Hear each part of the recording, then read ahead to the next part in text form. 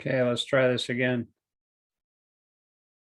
I don't know why that doesn't work sometimes. Okay, here we go. There it is.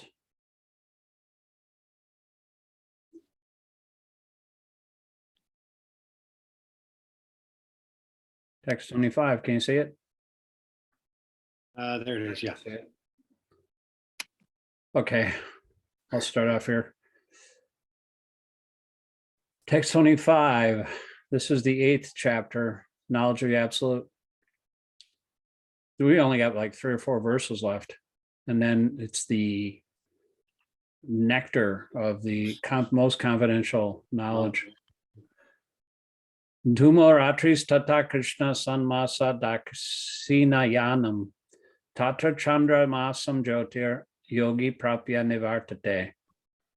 Synonyms: Duma, smoke; Ratri, night; Tata, also Krishna, the fortnight of the dark moon; Sat Masa, the 6 months; Dakshina Ayanam, when the sun passes on the southern side; Tatra, there; Chandra Masam, the moon planet; Jyoti, light; Yogi, the mystic; Prapya, achieves; Nivartate, comes back. Translation: the mystic who passes away from this world during the smoke, the night, the moonlit fortnight, or in the 6 months when the sun passes to the south, or who reaches the moon planet, again comes back. Report. In the 3rd canto of Srimad Bhagavatam, we're informed that those who are expert in fruitive activities and sacrificial methods on earth attain to the moon at death. Those elevated souls live on the moon for about 10,000 years by demigod calculations and enjoy life by drinking somaras. They eventually return to Earth. That means that on the moon, there are higher classes of living beings, though they may not be perceived by the gross senses. That means Neil Armstrong didn't see any. Go ahead. Okay. Text 26.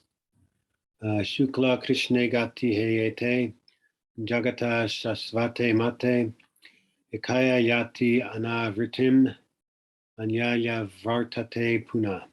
Synonyms: Shukla, light; Krishna, darkness; Gati, passing away; he, certainly; Ete, all these; Jagata, of the material world; Shasvate, the Vedas; Mate, in the opinion; Ekaya, by one; Yati, goes; Anavritim, no return; Anyaya, by the other; Avartate, comes back; Puna, again.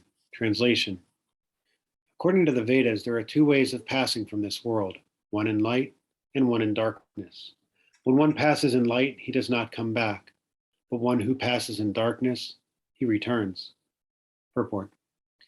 The same description of departure and return is quoted by Acharya Baladev Vidyabhasuna Sana from the Chandogya Upanishad. In such a way, those who are fruit of laborers and philosophical speculators from time immemorial are constantly coming and going. Actually, they do not attain ultimate salvation, for they do not surrender to Krishna. They're like material world tourists. They just always are going and coming. Text 27. Naitesti stiti partajanam mohima yogi muyati kashana tasmat sarveshu kaleshu yoga yukto bavarjana.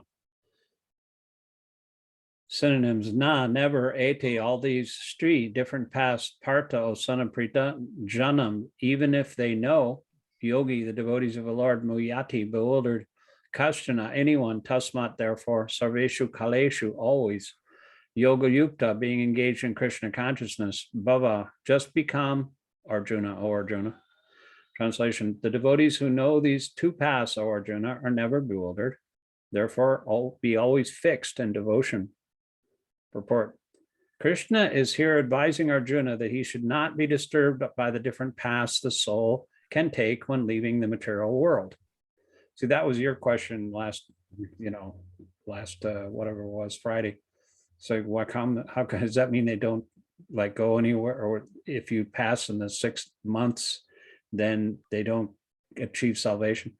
So Krishna tells Arjuna, don't worry about it. A devotee of the Supreme Lord should not worry whether he will depart either by arrangement or by accident.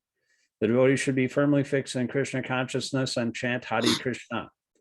He should know that concern over either of these two paths is troublesome. The best way to be absorbed in Krishna consciousness is to be always dovetailed in his service, and this will make one's path to the spiritual kingdom safe, certain, and direct. The word yoga yukta is especially significant in this verse. One who is firm in yoga and constantly engaged in Krishna consciousness in all his activities.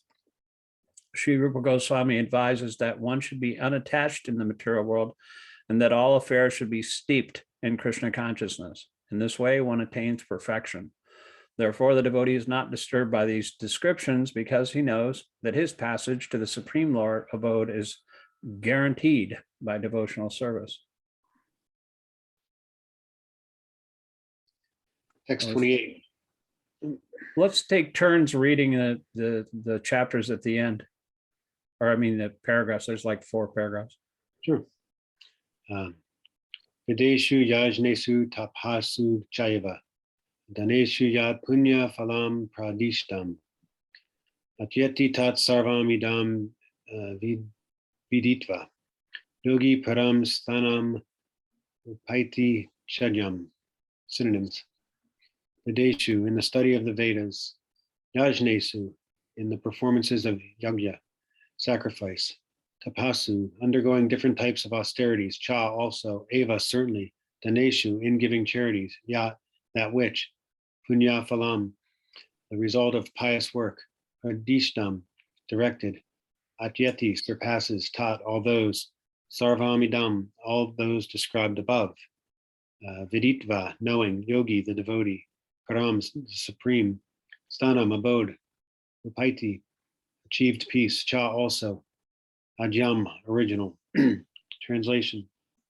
A person who accepts the path of devotional service is not bereft of the results derived from studying the Vedas, performing austere sacrifices, giving charity, or pursuing philosophical and fruitive activities. At the end, he reaches the supreme abode. Purport. This verse is a summation of the 7th and 8th chapters, particularly as the chapters deal with Krishna consciousness and devotional service. One has to study the Vedas under the guidance of the spiritual master and undergo many austerities and penances while living under his care. A brahmachari has to live in the home of the spiritual master just like a servant, and he must beg alms from door to door and bring them to the spiritual master. He takes food only under the master's order, and if the master neglects to call the student for food that day, the student fasts. These are some of the Vedic principles for observing brahmacharya. After the student studies the Vedas under the master for a period of 5 to 20 years, he may become a man of perfect character. Study of the Vedas is not meant for the recreation of armchair speculators, but for the formation of character. After this training, the brahmachari is allowed to enter into the household life and marry. When he is a householder, he also has to perform many sacrifices and strive for further enlightenment. Then, after retiring from household life, upon accepting the order of Vanaprast, he undergoes severe penances, such as living in forests, dressing with tree bark. I never got that. I mean, what kind of tree bark would you wear in the forest? I mean, not here in Pennsylvania. No. That would be pretty uncomfortable. Not shaving, etc.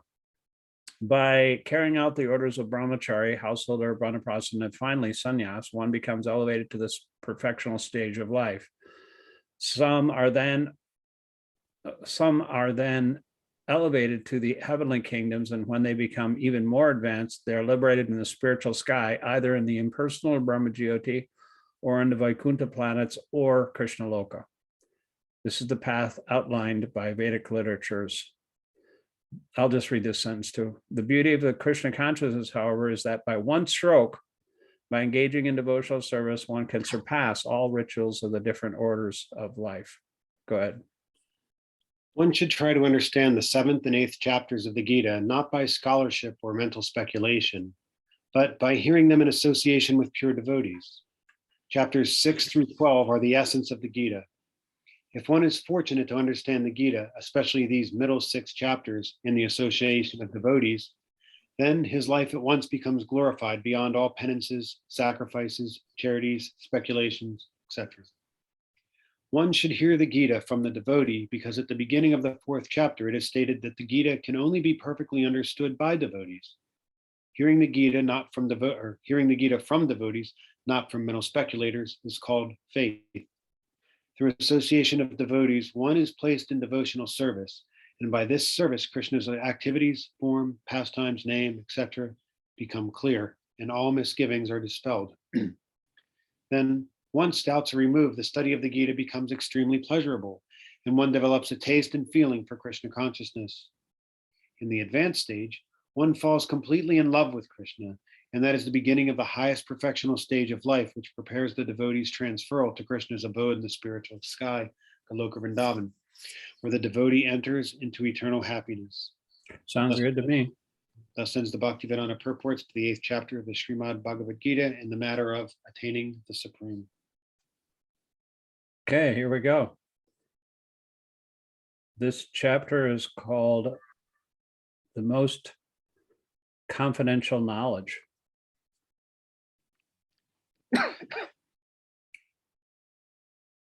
Okay, we'll just take 10 reading paragraphs again.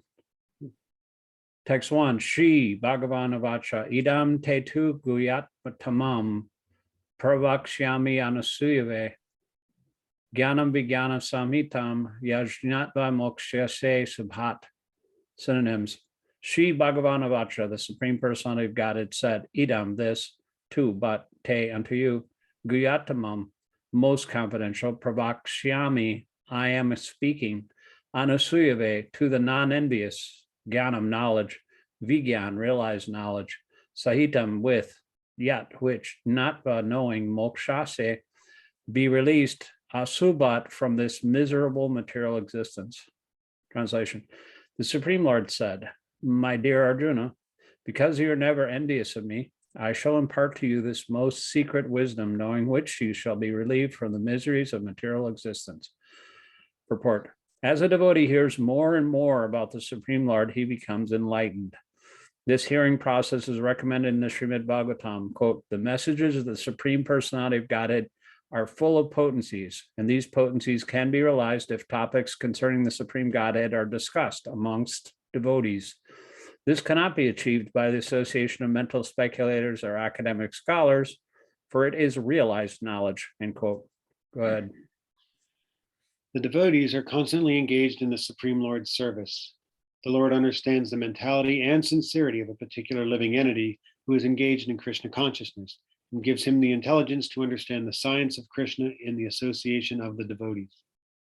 Discussion of Krishna is very potent, and if a fortunate person has such association and tries to assimilate the knowledge, then he will surely make advancement towards spiritual realization. Lord Krishna, in order to encourage Arjuna to higher and higher elevation in his potent service, describes in this 9th chapter matters more confidential than any he has already disclosed. In the very beginning of Bhagavad-gītā, the 1st chapter is more or less an introduction to the rest of the book. And in the 2nd and 3rd chapters, the spiritual knowledge described is called confidential. Topics discussed in the 7th and 8th chapter are specifically related to devotional service, and because they bring enlightenment in Krishna consciousness, they are called more confidential. But the matters which are described in the 9th chapter deal with unalloyed, pure devotion. Therefore, this is called the most confidential. One who is situated in the most confidential knowledge of Krishna is naturally transcendental. He therefore has no material pangs, although he's in the material world. In the Bhakti Rasamrita Sindhu, it is said that although one has a sincere desire to render loving service to the Lord, is situated in the conditional state of material existence, he is to be considered liberated. Similarly, we shall find in the Bhagavad-gītā 10th chapter that anyone who is engaged in that way is a liberated person. Now, this first verse has specific significance. Knowledge, idam jnanam, refers to pure devotional service, which consists of 9 different activities: hearing, chanting, remembering, serving, worshiping, praying, obeying, maintaining friendship, and surrendering everything. By this practice of these 9 elements of devotional service, one is elevated to spiritual consciousness, Krishna consciousness. At the time when one's heart is cleared of the material contamination, one can understand this science of Krishna. Similarly, to understand that a living entity is not material is not sufficient. That may be the beginning of spiritual realization, but one should recognize the difference between activities of the body and spiritual activities by which one understands that he is not this body. In the 7th chapter, we've already discussed the opulent potency of the Supreme Personality of Godhead, his different energies, the inferior and superior natures, and all this material manifestation. Now in chapters 9 and 10, the glories of the Lord will be delineated. The Sanskrit word anasuyave in this verse is also very significant. Generally, the commentators, even if they are highly scholarly, are all envious of Krishna, the Supreme Personality of Godhead. Even the most erudite scholars write on Bhagavad-gītā very inaccurately. Because they are envious of Krishna, their commentaries are useless. The commentaries given by devotees of the Lord are bona fide. No one can explain Bhagavad-gītā or give perfect knowledge of Krishna if he is envious. One who criticizes the character of Krishna without knowing him is a fool. So, such commentaries should be very carefully avoided. For one who understands that Krishna is the Supreme Personality of Godhead, the pure and transcendental personality, these chapters will be very beneficial. Text 2. Rajavidya Rajaguyam Pavitramidam Uttamam Pratyaksavagamam Dharmyam Susukam Kartamaviyam. Synonyms: Rajavidya, the king of education; Rajaguyan, the king of confidential knowledge; Pavitram, the purest; Idam, this; Uttamam, transcendental; Pratyaksha, directly experienced; Avagamam, understood; Dharmyam, the principle of religion; Sushukam, very happy; Kartum, to execute; Avyayam, everlasting. Translation: this knowledge is the king of education, the most secret of all secrets. It is the purest knowledge because it gives direct perception of the self, and because it gives direct perception of the self by realization. It is the perfection of religion. It is everlasting, and it is joyfully performed. Purport. This chapter of Bhagavad-gītā is called the King of Education because it is the essence of all doctrines and philosophies explained before. There are 7 principal philosophers in India: Gautama, Kanada, Kapila, Yajnavalkya, Sandilya, Vishvaratnara, and finally Vyasadeva, the author of the Vedanta Sutra. So there is no dearth of knowledge in the field of philosophy or transcendental knowledge. Now the Lord says that this 9th chapter is the king of all such knowledge, the essence of all knowledge that can be derived from the study of the Vedas and different kinds of philosophy. It is the most confidential because confidential or transcendental knowledge involves understanding the difference between the soul and the body. And the king of all confidential knowledge culminates in devotional service. Actually, Prabhupada has a book called Rajavidya. Generally, people are not educated in this confidential knowledge. They are educated in external knowledge. As far as ordinary education is concerned, people are involved with so many departments: politics, sociology, physics, chemistry, mathematics, astronomy, engineering, etc. There are so many departments of knowledge all over the world in many huge universities, but there is unfortunately no university or educational institution where the science of the spirit soul is instructed. Yet the soul is the most important part of this body. Without the presence of the soul, the body has no value. Still, people are placing great stress on the bodily necessities of life, not caring for the vital soul. Yeah, I attend the Bhakti Center class every morning, and a really nice devotee gave class, a young man named Anupam. But, usually at around 8:30, Adi Purusha, the stalwart, devotee that runs a prasadam distribution in Tompkins Square Park, has been for like 21 years. He's like 74 years old right now, but he's still as steady and energetic as ever. And he calls me every day and just to check up on me, keep me in, keep tabs on me, I guess. He's kind of like adopted me and I really appreciate his calling. But he was saying, before he became a devotee, he was taking this college, and he he graduated from college, and his parents wanted him to go to graduate school. He was taking, like, forget what he said. He had like 7 different professors. And you can imagine, like, all the different assignments, all these different professors with different departments, politics, sociology, physics, chemistry, mathematics, astronomy. And and so he was saying, I just can't take another bite of this. He couldn't handle, even though his parents wanted him to go to graduate school, he called the materialistic education like a bullshit sandwich, and he couldn't take another bite of it. And so he said he couldn't do it. And then he became a devotee after that.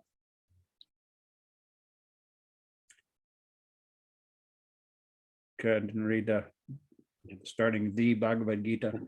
The Bhagavad-gītā, especially from the second chapter on, stresses the importance of the soul. In the very beginning, the Lord says that this body is perishable and that the soul is not perishable. That is a confidential part of knowledge. Simply knowing that spirit soul is different from this body and that its nature is immutable, indestructible, and eternal. But that gives no positive information about the soul. Sometimes people are under the impression that the soul is different from the body, and that when the body is finished or one is liberated from the body, the soul remains in a void and becomes impersonal. But actually, that is not the fact. How can the soul, which is so active within the body, be inactive after being liberated from the body? It is always active.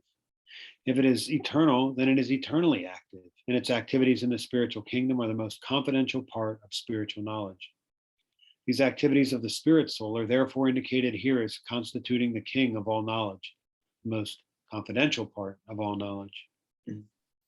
Some people say that when the body is finished, then the soul is finished too. It's just like you just disappear, you become nothing.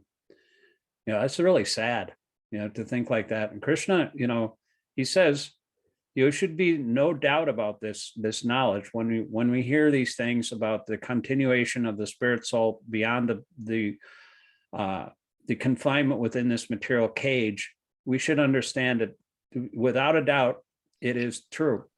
So you shouldn't listen to those kind of people, because it's just really, really depressing to think that all of this is for nothing, because you become kind of a nihilist and think that what's the use of doing anything, if we're just going to become nothing at the end of life, and you might as well just eat, drink, and be merry, and then you die, But that's just a demoniac way of thinking.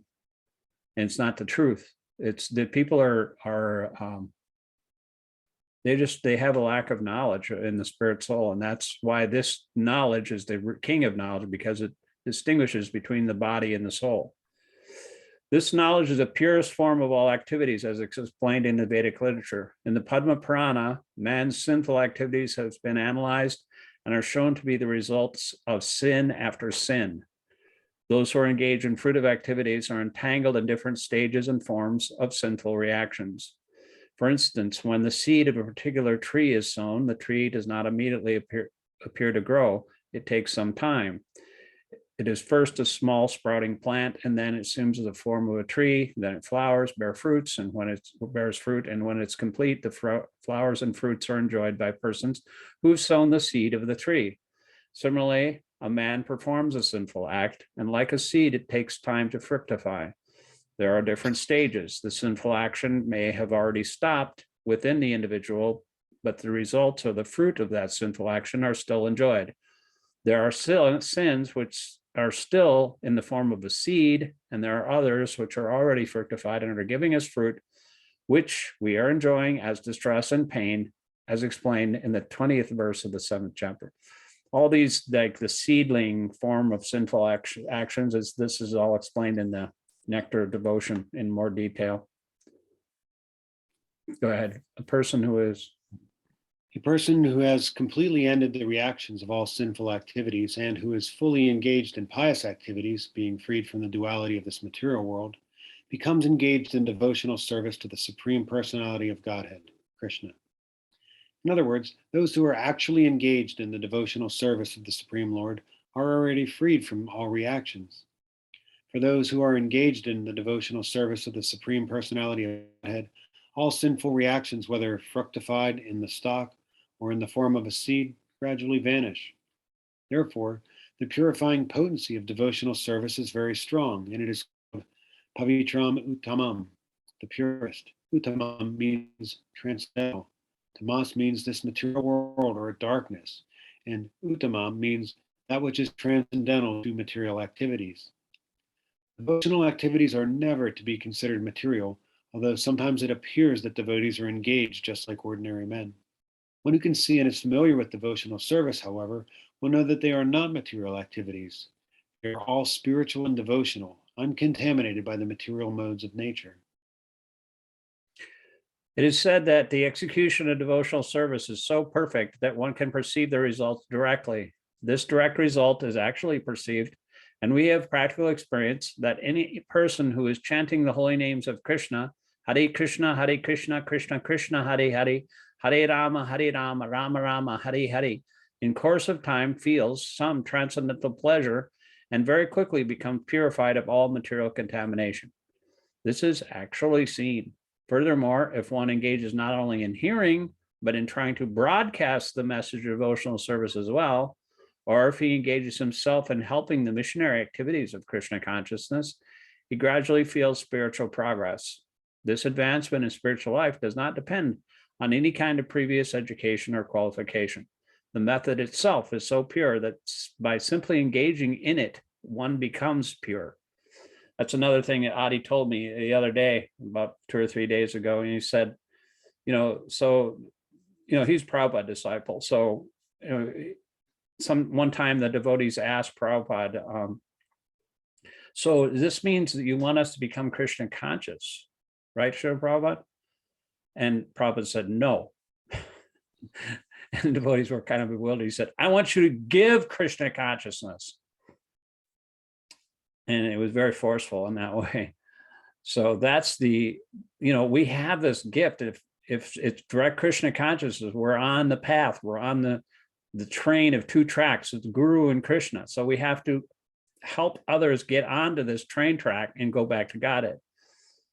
And if we do that, nothing pleases Krishna more than that. So everyone we meet, and we have to try to figure out how to somehow or other engage people in the service of Krishna. Maybe they can't hear it right away. You have to be careful because some people are not ready to hear it. It's actually an offense to preach to some of the faithless, but if somebody's a little open, you can find a way to go in like a needle and out like a plow.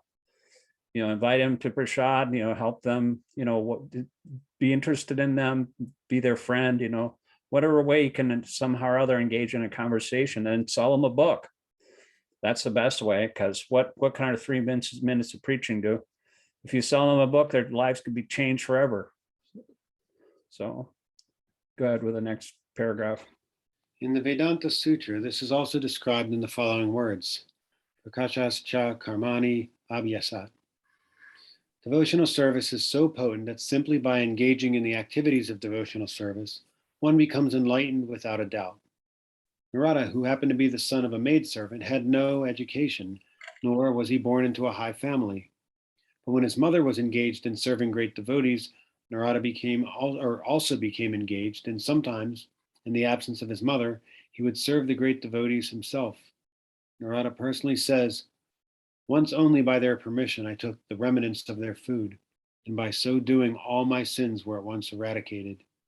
Thus being engaged, I became purified in heart, and at that time the very nature of the transcendentalist became attracted to me. Bhagavatam 1:5-25. Narada tells his disciple Vyasadeva that in a previous life he was engaged as a boy servant of purified devotees during 4 months of their stay, and that he was intimately associating with them. Sometimes those sages left remnants of food on their dishes, and the boy who would wash their dishes wanted to taste the remnants. So he asked the great devotees whether he could eat them, and they gave their permission. Narada ate those remnants and consequently became freed from all sinful reactions. As he went on eating, he gradually became as pure-hearted as the sages, and he gradually developed the same taste. The great devotees relished the taste of unceasing devotional service of the Lord, hearing, chanting, etc. And by developing the same taste, Narada wanted to hear and chant the glories of the Lord. Thus, by associating with the sages, he developed a great desire for devotional service. Therefore, he quotes from the Vedanta Sutra, Prakashascha Karmani Abhyasat. If one is engaged simply in the acts of devotional service, everything is revealed to him automatically and he can understand. This is called prakasha, directly perceived. Yeah, this is the amazing effect of association with devotees and taking prasad. He was just a small boy. He was engaged in helping his mother take care of these sages who were kind of like held up during the 4 months of the rainy season. This is in a previous millennium. In other words, it was another lifetime of Brahma, which was trillions of years ago. But as a result of his serving these Vaishnavas and hearing them, he developed the same taste as the Vaishnavas, and he became Narada Muni in his next life. He was a son of Brahma. He was one of the first sons of Brahma. In his next life and his next birth as a son of Brahma, he is now the transcendental spaceman who can travel all over the universe and go anywhere he wants in no time at all. I mean, he's completely free to go anywhere and everywhere, even to the spiritual world. Narada was actually the son of a maidservant. He had no opportunity to go to school. He was simply assisting his mother, and fortunately, his mother rendered some service to the devotees.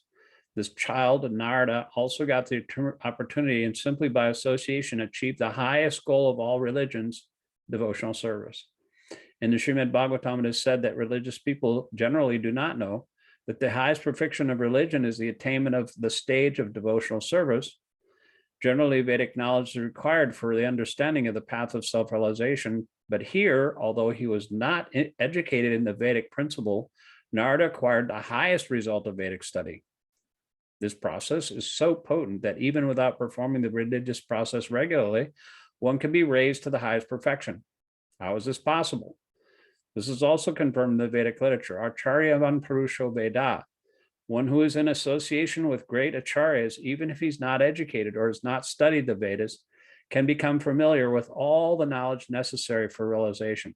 This reminds me of something I read in the Chaitanya Bhagavad. I just got to throw this in because, all of us come from these uneducated backgrounds, but somehow or other, Prabhupada's devotees are becoming, self-realized. They're engaging in devotional service and they know everything about the scriptures, and they can navigate their way in life and help others. So here's one thing that when Lord Chaitanya appeared, he was manifesting his form to different people. Like he showed Nityananda his four-armed form, and he manifested his opulence. And so he went up to Advaitas. He called Advaita. He said, "Where's Nada?" He called him Nada. And in Advaita, he wanted to test Lord Chaitanya to see if he, really, knew everything. And so he hid, and then Lord Chaitanya called the messenger back and told him to go to this person's house. He's hiding there, So he went there and he got Advaita and his wife and all the paraphernalia for worship. They brought it with them, and Lord Chaitanya commanded Advaita Acharya, who called him originally from the spiritual world, to deliver all the conditioned souls of the universe. That's Advaita Acharya. He's Mahavishnu.